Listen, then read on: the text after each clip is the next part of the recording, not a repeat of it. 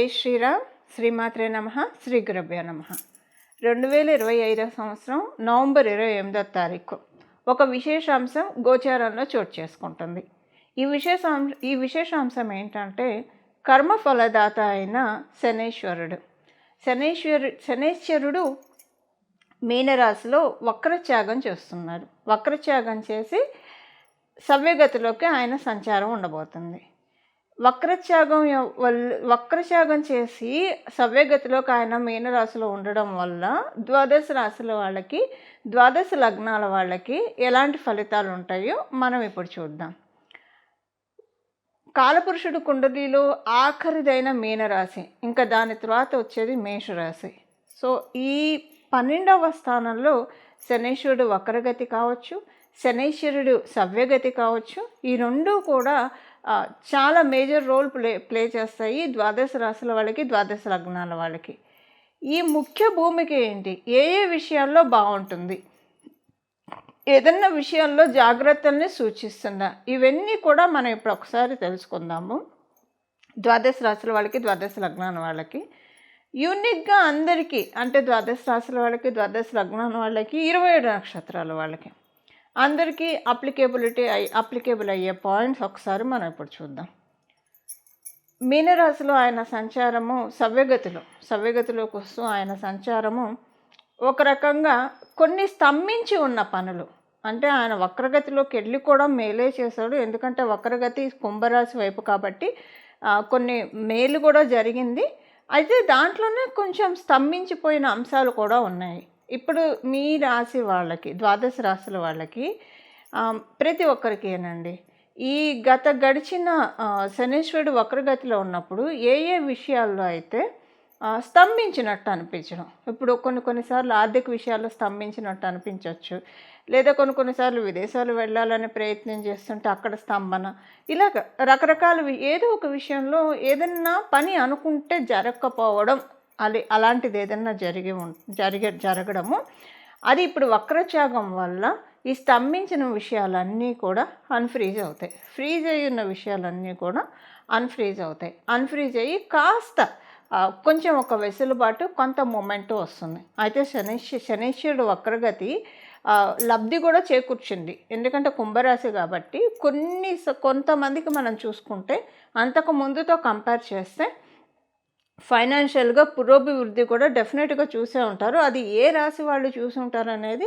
మీ రాశికి వచ్చినప్పుడు మనం మాట్లాడుకుందాం. ఇప్పుడు ఏంటంటే ఆయన వక్రగతిలో ఉన్నప్పుడు ఏవేవైతే మైనస్ ఉన్నాయో అవి సవ్యగతిలోకి వచ్చినప్పుడు ప్లస్ అవుతాయి. సింపుల్గా చెప్పాలంటే వక్రగతిలో ఉన్నప్పుడు ఏదైనా విషయంలో మైనస్ అవి ఉంటే అవి ఇప్పుడు ప్లస్ అవుతాయి. ఒక్కొక్క రాశి వాళ్ళకి, ఒక్కొక్క లగ్నం వాళ్ళకి ఏ విషయాల్లో మైనస్లు అయినాయి, ఇప్పుడు వాటిల్లో ఏవి ప్లస్గా టర్న్ అవ్వబోతున్నాయి. అలాగే మీనరాశిలో సవ్యగతిలో శనీశ్వరుడు సంచారం ఏదైనా శుభాంశనిస్తున్నా, జాగ్రత్తలను సూచిస్తున్నా, వీటికి చేసుకోవాల్సిన పరిహారము అవన్నీ కూడా ఇప్పుడు మనం తెలుసుకోవడానికి తెలుసుకుందాము. కుంభరాశి, కుంభలగ్నంలో పుట్టిన వాళ్ళకి ఆయన ద్వితీయ స్థానంలో ఉంటూ శని మహారాజు మీ రాశిలోకి, అంటే వక్రగతిలోకి వచ్చారు. కుంభరాశిలో పుట్టిన వాళ్ళకి ఈయన వక్రగతి మంచిగా చేశాడు డెఫినెట్గా, ఎందుకంటే మీ రాష్ట్రాధిపతి అవడం వల్ల. ఇప్పుడు ఏంటంటే మీకు కాకపోతే ఒకటి కొంచెం హెల్త్ ఇబ్బందులు వచ్చి ఉండొచ్చు ఆయన వక్రగతిలో ఉన్నప్పుడు. ఇప్పుడు ఆయన సవ్యగతిలోకి వచ్చాడు, ద్వితీయ స్థానంలో సవ్యగతిలోకి వచ్చాడు. ఏలినాడ్స్ అని కూడా మీకు థర్డ్ ఫేజ్లో ఉన్నారు. ఆయన సవ్యగతి అంటే ఇప్పుడు మీకు ఏలినాడ్స్ అని పర్ఫెక్ట్గా అప్లై అవుతూ ఉంది. ఇంకా అప్పుడు కూడా వక్రగతిలో ఉన్నప్పుడు కూడా అప్లై అయ్యింది అనుకోండి.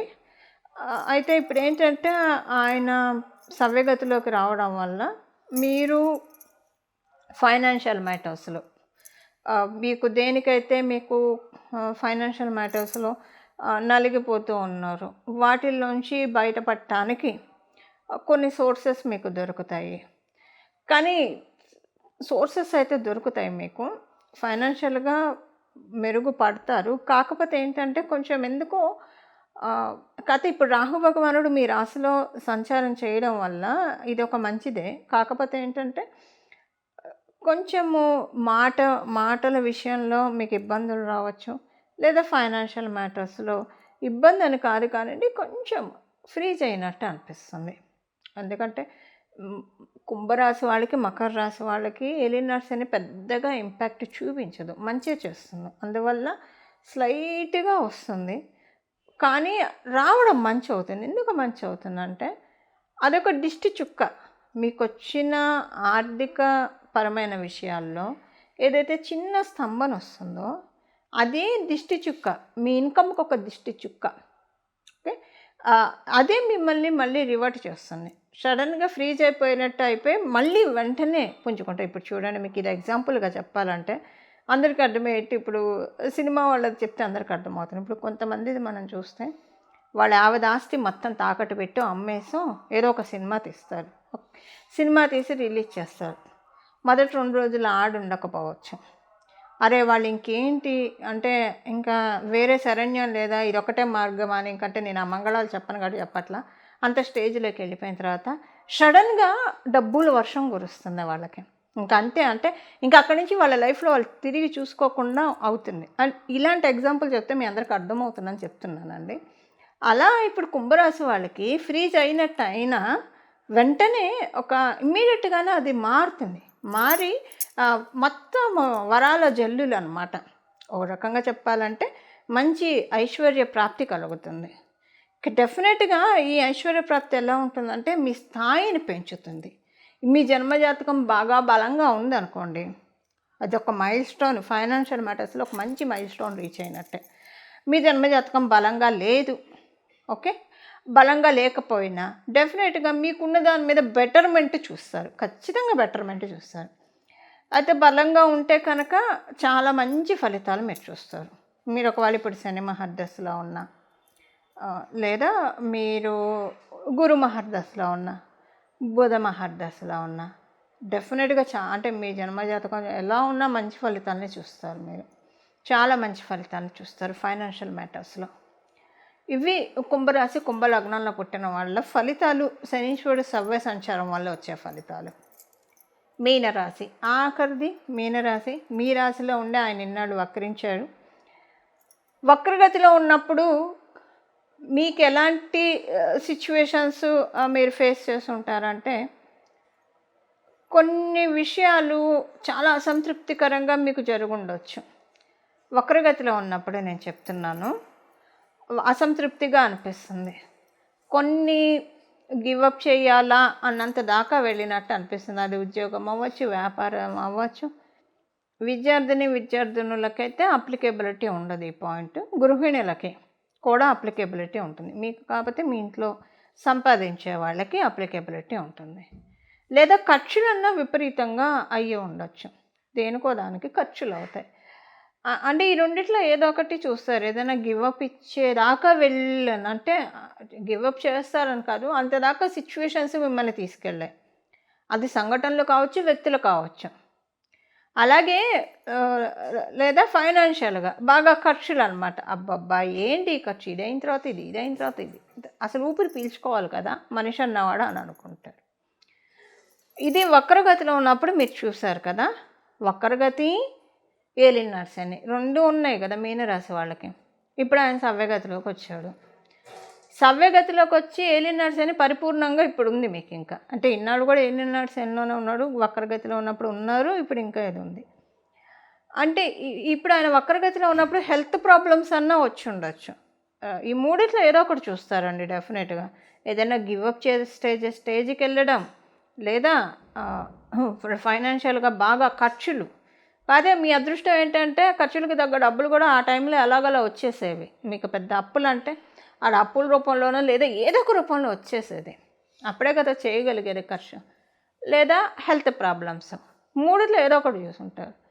ఇప్పుడు మారుతుంది, ఆయన సవ్యగతిలోకి వచ్చాడు కాబట్టి ఇప్పుడు క్యాలిక్యులేషన్స్ మారుతున్నాయి, అంతా శుభాంశాలు చోటు చేసుకోబోతున్నాయి. ఇప్పుడు పరిహారం మనం చూద్దాం. శనీశ్వరుడు సవ్యగతిలోకి వచ్చినప్పుడు చేసుకోవాల్సిన పరిహారం, ద్వాదశ రాశుల వాళ్ళు, ద్వాదశ లగ్నాల వాళ్ళు, వీళ్ళందరూ కూడా చేసుకోవాల్సిన పరిహారం ఇప్పుడు మనం చూద్దాం.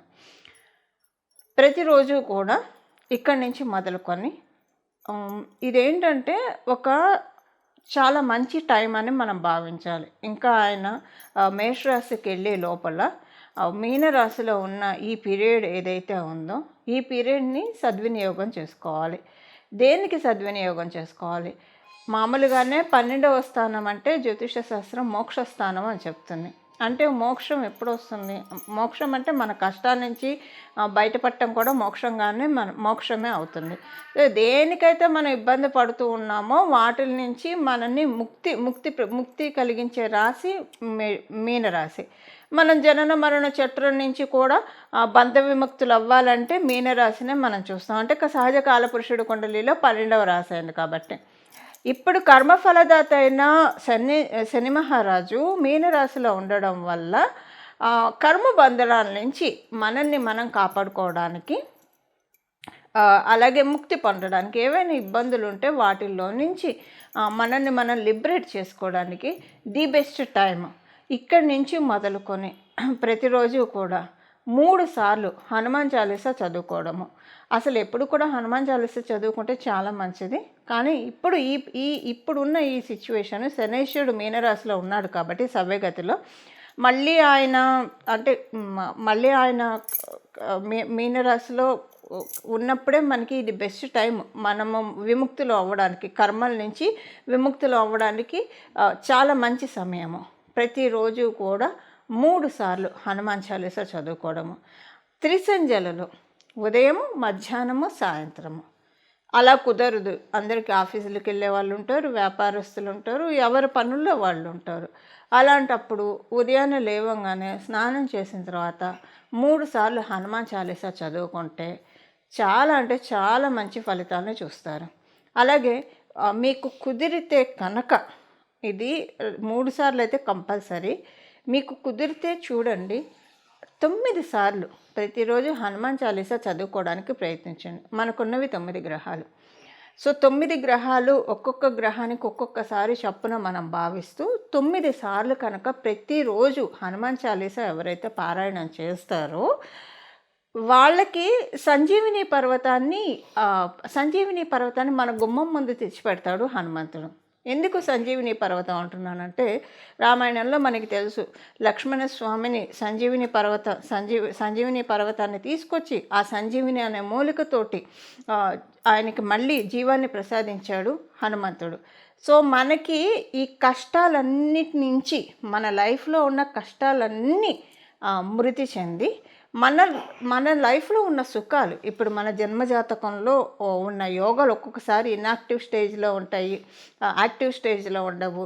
ఒక్కొక్కసారి యోగాలు ఉన్న అనుభవం, ఇప్పుడు సపోజ్ షుగర్ పేషెంట్కి ముందు స్వీట్లు ఎన్ని ఉన్నా తినలేరు. సో అంటే అనుభవ యోగ్యంలో ఉండాలి, ఏదైనా మనకు అనుభవ యోగ్యంలో ఉండాలి. అలా అనుభవ యోగ్యంలోకి తేవడానికి, అలాగే స్పిరిచువల్గా బాగా ఇంక్లైన్ అవ్వడానికి, ఆధ్యాత్మికంగా మనల్ని మనం ప్రోగ్రెస్ చేసుకోవడానికి 12వ రాశి అంటేనే ఆధ్యాత్మికతని బాగా సూచిస్తుంది. సో ఎందుకంటే మనము ఈ శరీరంలో ఉన్నప్పుడు రెండిటికి మనం ప్రాధాన్యత ఇవ్వాలి. లౌకికంగాను మన పనులు మన బాధ్యతలను మనం నిర్వహిస్తూ ఇదే శాశ్వతం అని మనం పెట్టుకోకుండా ఆధ్యాత్మికంగా కూడా మనం పురోభివృద్ధిని సాధించాలి. 2 గ్రోత్ మనం సైమల్టేనియస్గా చూసుకోవాలి. దీనికి ఈ బ్యాలెన్స్ మనకి హనుమంతుడు ఇస్తాడు. కష్టాలన్నిటినీ ఆయన తోకతోటి జాడించి కొట్టి అవతల పడేస్తాడు. 9 సార్లు రోజు హనుమాన్ చాలీసా చదువుకోవడం వల్ల అలాగే జీవం పోస్తాడు. అనారోగ్యవంతులకి ఆరోగ్యము, అలాగే మనకి ఏ సమస్యలు ఉంటే, ఫైనాన్షియల్గా ఇబ్బందులు ఉంటే జీవం పోస్తాడు. అందుకే అన్నాను, సింపుల్గా సంజీవిని పర్వతాన్ని మనకు అందిస్తాడు. ప్రతిరోజు 9 సార్లు హనుమాన్ చాలీసా చదువుకొని అసలు మీరు చూడండి, ప్రతిరోజు 9 సార్లు కొంచెం కుదుర్చుకొని చూడండి. తర్వాత ఈ రిజల్ట్స్ మీరు చూశాక మీరే వదిలిపెట్టరు. ఎందుకంటే మనకి ఎప్పుడూ కూడా మంచి శుభాంశలే మనం కోరుకుంటాం కదా. ఎప్పుడు కూడా లైఫ్లో మనం ఛాలెంజెస్ని అధిగమించుకుంటూ సక్సెస్ని సాధిస్తూ, అలాగే మన లైఫ్ డెఫినెట్గా ఐడియల్గా ఉండేట్టు, 10 మందికి ఆదర్శప్రాయంగా ఉండేట్టు మనల్ని మనం మలుచుకోవాలి. కాబట్టి వీటన్నిటికీ కూడా హనుమంతుడు చక్కగా ఒక కర్టన్ రైజర్ అని చెప్పచ్చు. మనకు ఉన్న ఎఫిషియన్సీకి, మనకున్న స్కిల్ సెట్, మనలో ఏం స్కిల్ సెట్ ఉంది, ఏది హైడ్ అయ్యింది, అవన్నీ కూడా ఆయన వెలికి తీసి ఇందులో నీకు బాగా గ్రోత్ ఉంటుంది, దీంట్లోకి వెళ్ళు అని చెప్పి డెఫినెట్గా ఆయన మనకి ఇస్తారు. ఎందుకంటే హనుమంతుడు జ్ఞానప్రదాత కూడా. సూర్యనారాయణ మూర్తి నుంచి విద్యల్ని అభ్యసించి ఆయన మనకి అన్నిటినీ కూడా అందిస్తాడు, వేద జ్ఞానాన్ని అందిస్తాడు. హనుమత్ చరణాన్ని పట్టుకోవడం చాలా మంచిది. దీనికి ప్రతిరోజు 3 సార్లు అయితే కంపల్సరీ చదవాలి, లేదా 9 సార్లు మీకు కుదిరి చదవగలిగితే కనుక చాలా మంచిది. 3 సార్లు చదవలేని వాళ్ళు వినడానికి ప్రయత్నించండి. 3 సార్లు అయినా 9 సార్లు అయినా, కానీ శ్రద్ధ పెట్టి వినాలి, శ్రద్ధగా వినాలి. అలాగా చదవడం వినడము కుదిరితే ప్రతిరోజు కూడా భజే వాయుపుత్రం, భజే వాయుపుత్రం, భజే వాయుపుత్రం, భజే వాయుపుత్రం, భజే వాయుపుత్రం అని హనుమంతుడిని స్మరిస్తూ ఉంటే కనుక సన్మంగళాలు, హనుమంతుడు మంగళప్రదుడు. మన జీవితంలో సన్మంగళాన్ని ఆయన చాలామందికి, మీ అందరికీ తెలిసి ఉంటుందండి, హనుమంతుడు ఆరాధించేవాళ్ళు మన కష్టాల నుంచి ఎలా బయటపడేస్తారో, పిలిస్తే పలికే దైవము అని అయితే చెప్పడంలో ఎలాంటి సందేహం లేదు. సో ఇది మీ అందరికీ ఇంత నేను చెప్పక్కర్లేదు, ఎందుకంటే అందరికీ తెలుసు హనుమంతుని పట్టుకుంటే మనకి ఎలాంటి పనులు అవుతాయి, అసాధ్యమైన పనులను కూడా సుసాధ్యం చేసి పెడతాడు ఆయన. అంటే ఆ విధంగా సుసాధ్యం ఎలా అవుతాయి, మనలో ఉన్న ఎఫిషియన్సీని అలా ఆయన పెంచుతాడు. సో మనందరం కూడా ఈ సమయాన్ని సద్వినియోగం చేసుకొని హనుమత్ కృపకి పాత్రులయ్యి తద్వారా మన జీవితాన్ని ఆనందమయంగా సాగించాలని చెప్పి నేను కూడా మనందరి తరఫున హనుమంతుడిని మనస్ఫూర్తిగా ప్రార్థిస్తూ మంగళం. నమో భగవతే వాసుదేవాయ.